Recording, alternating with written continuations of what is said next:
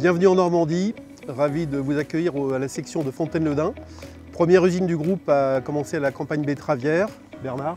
Oui, bonjour Antoine, effectivement nous sommes la première usine. Nous avons débuté les arrachages depuis le 9-10 septembre dernier, les réceptions le 14 et l'usine le 15. Et je te propose, puisque nous déterrons la totalité de nos betteraves avec 4 avaleurs, de rejoindre le premier chantier, le chantier qui est le plus proche de l'usine.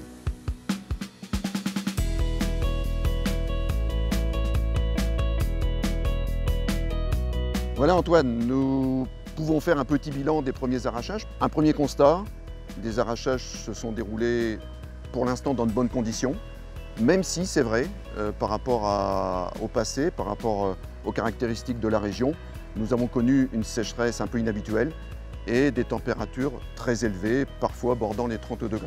Donc on sait très bien que ce ne sont pas forcément non plus des conditions idéales en termes de conservation. Bernard, par rapport aux prélèvements qu'on a fait depuis juin sur les prévisions de rendement, on va être légèrement inférieur à ce que nous estimions au départ. Je pense qu'il y a 2 raisons. D'une part, l'excès de pluie au mois d'août qui a fait chuter la richesse. On a commencé des arrachages autour de 16. Ça commence à remonter actuellement, mais malgré tout, ça aura un impact sur le rendement final. Et d'autre part, la suppression des néonicotinoïdes a touché aussi la Seine-Maritime, bien moins qu'au sud de Paris, bien sûr, moins que le sud de la Marne. Et malgré tout, la jaunisse s'est exprimée dans l'intérieur du département, sur le Havre, avec une baisse de quelques pourcents. Peut-être que tu peux avoir déjà quelques estimations. Oui Antoine, effectivement, au niveau des prélèvements, jusqu'à début août, nous étions sur des niveaux de rendement attendus très importants.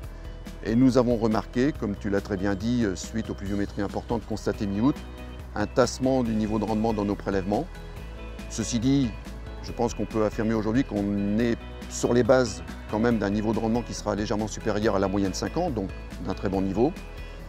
Mais un nouvel élément est apparu effectivement cette année, l'apparition de jaunisse virale. Quel sera le préjudice de cette jaunisse? C'est difficile de la situer, mais véritablement on s'attend à une petite baisse de rendement effectivement avec cette jaunisse assez remarquée.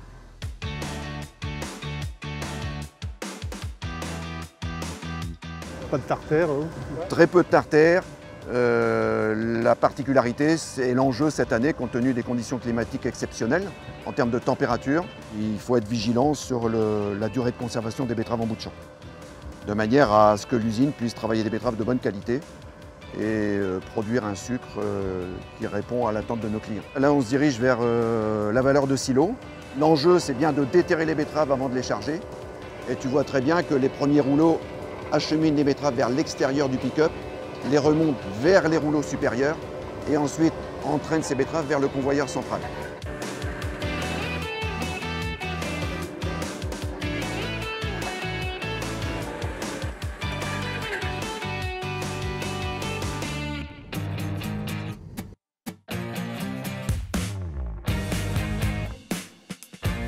Là, on a l'usine sur notre droite et on va se diriger vers ce qu'on appelle le centre de réception. Antoine, je te propose d'entrer dans le local de pesage pour évoquer les réceptions des betteraves. Cristal Union met à disposition de ses coopérateurs une application collaborative qui fonctionne en mode connecté-déconnecté, Crystal Field.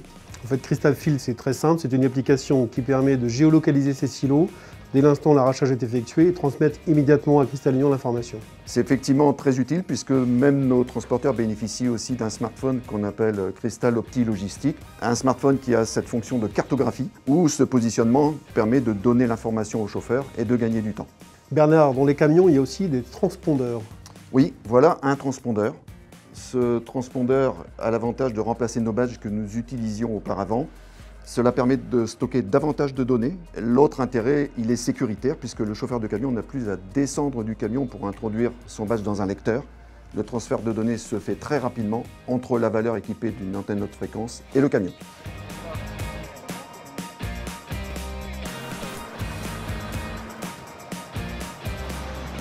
Donc voilà les portes grillagées.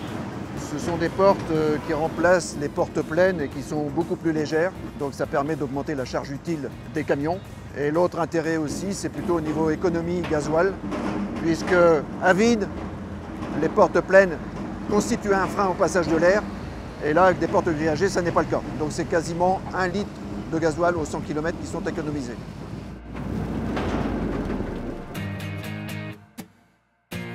Antoine, à l'issue de cette première semaine de campagne, peux-tu nous donner les premières conclusions, les premiers enseignements?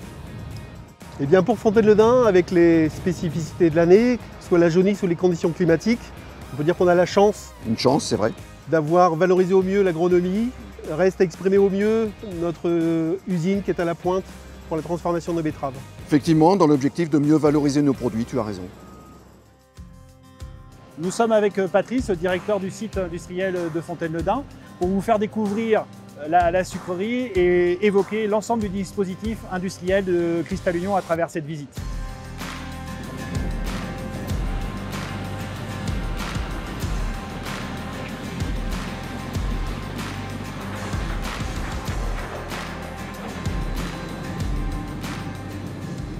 Donc ici on est au lavoir.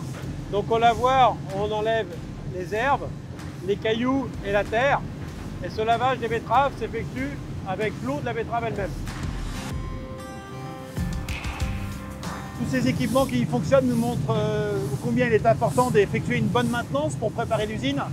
Chaque année, le groupe Cristal Union consacre 45 millions d'euros pour l'entretien et la rénovation de ces équipements pour l'ensemble de ces sites industriels.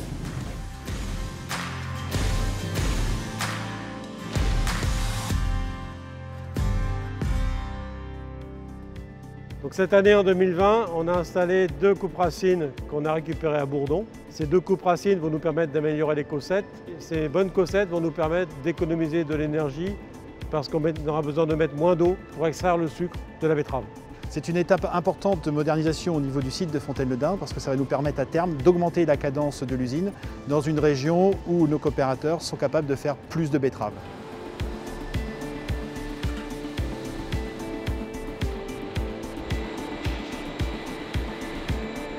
Donc ici, on est dans l'atelier de diffusion. Donc c'est un appareil qui permet d'extraire le sucre des cossettes. Le principe de l'extraction de sucre, en fait, c'est comme l'infusion pour le thé. Et l'étape d'épuration consiste à extraire toutes les impuretés qui vont nous gêner pour la cristallisation. Le jus épuré est ensuite envoyé en évaporation. Donc cette étape consiste à concentrer le jus épuré pour obtenir un sirop. On va passer d'une concentration de 15% matière sèche à 68% matière sèche. Et ce sirop, on va le filtrer et l'envoyer en cristallisation.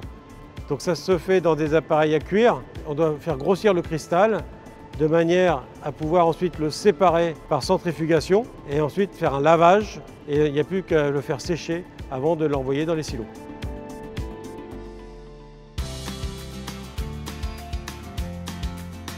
Dans ce laboratoire de contrôle, en fait, on suit toute la fabrication, tous les réglages de l'usine au niveau du process.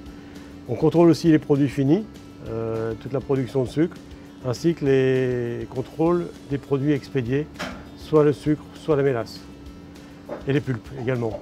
Dans ce laboratoire, on réalise également toutes les analyses environnementales. Chaque site du groupe dispose de telles installations pour assurer la qualité du suivi des produits en cours de fabrication et, comme l'a dit aussi Patrice, avant expédition vers les clients, que ce soit pour le sucre, pour la pulpe, pour les alcools et tous les autres produits finis qui sont commercialisés. Donc nous voilà à l'étape finale du process avec une particularité sur le site de Fontaine-le-Dain puisqu'on a un conditionnement industriel. Effectivement, à Fontaine-le-Dain, le sucre est expédié sous trois modes d'expédition. Donc soit en vrac dans des citernes, soit en conditionné en sac de 25 ou de 50 kg, soit en polypro dans des containers et ça part vers l'export à partir du Havre. Pierrick, on va voir un chargement d'un conteneur? Allons-y, ça démarre.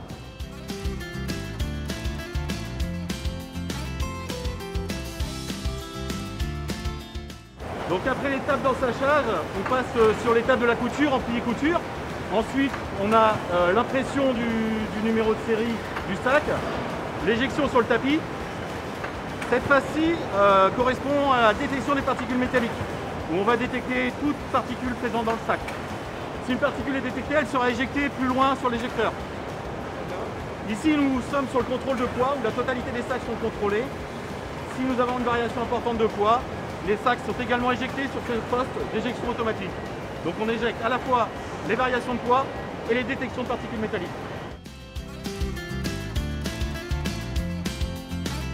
Donc cet atelier a été modernisé en 2017 en prévision des longues campagnes où on est passé d'une production de 100 jours à 125 jours. Ça consistait à remplacer l'ensacheuse et installer 2 encamionneuses. Et grâce à cet investissement, on a pu doubler la capacité d'expédition vers l'export. Il y a d'autres sites de Cristal-Union où nous faisons aussi du conditionnement industriel, notamment sur le site de Pithiviers. Nous sommes en train de faire des modernisations pour conditionner le sucre 24 heures sur 24 en campagne sucrière. Et puis autre fait marquant, c'est le conditionnement de bouche de Bazancourt où nous réorganisons les lignes actuellement pour améliorer la productivité globale de l'atelier de conditionnement, tous ces sucres étant destinés vers la RHF ou la GMS.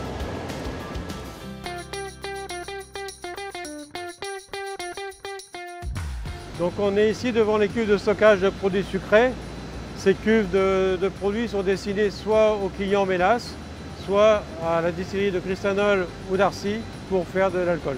La distillerie est une activité importante pour le groupe Cristal-Union puisqu'elle nous permet de développer la flexibilité entre le sucre et l'alcool et de tirer profit des opportunités de marché pour valoriser au mieux nos produits finis.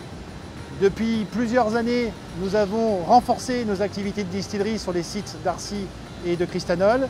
Grâce au nouvel atelier d'alcool sur le site de Cristanol, démarré en début d'année 2020, nous avons pu augmenter significativement la production de l'alcool pour devenir aujourd'hui le leader européen en matière d'alcool entrant dans les productions de gel ou de solutions hydroalcooliques. Avec nos filiales Distov et Goyard, nous avons pu répondre aussi à la forte demande, conditionnement en petits contenants d'alcool, mais aussi de solutions hydroalcooliques. Et nous avons conditionné plus de 30 000 litres par semaine de solutions hydroalcooliques du mois de mars au mois de mai. Et donc là justement on voit la nouvelle réserve d'eau dont tu vas pouvoir nous parler.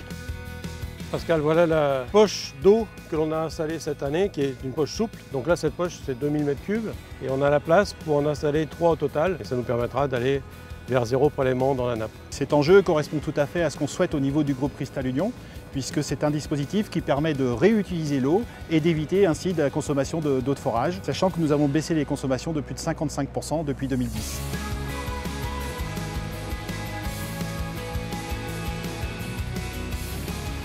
Le méthaniseur qu'on a installé, donc on a démarré l'année dernière.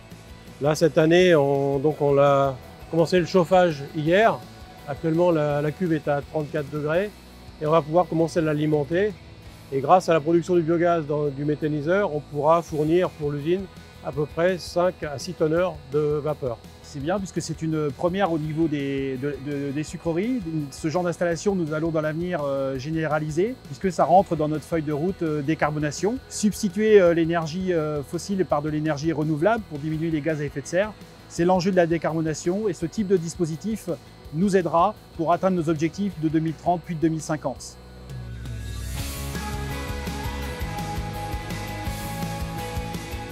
On a fini en 2018 notre transition énergétique, ce qui veut dire qu'on n'utilise plus de fioul et plus de charbon sur l'ensemble de nos sucreries et de nos distilleries. Chez Cristal-Union, on souhaite aller encore plus loin.